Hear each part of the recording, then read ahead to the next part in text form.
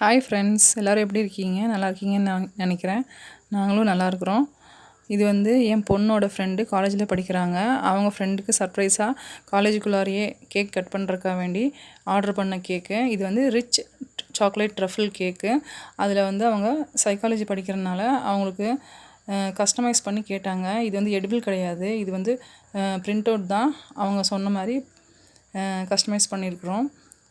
ரொம்ப நல்லா டேஸ்ட்டாக இருக்கும் இந்த கேக்கு. அது கூடவே வந்து 2 கப் கேக் வந்து காஃபி ஃப்ளேவரில் கேட்டிருந்தாங்க. அதுக்கு மேலே வந்து சாக்லேட் கனாஷ் ஊற்றி டெக்கரேஷன் பண்ணியிருக்கோம்.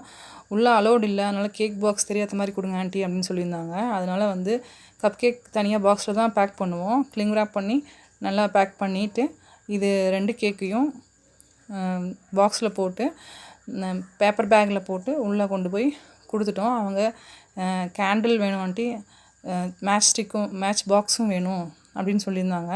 எல்லாம் நாங்கள் வந்து செட் பண்ணி கொடுத்தோம். அது எல்லோரும் செலிப்ரேஷன் பண்ணிவிட்டு ரொம்ப சூப்பராக இருந்துச்சு.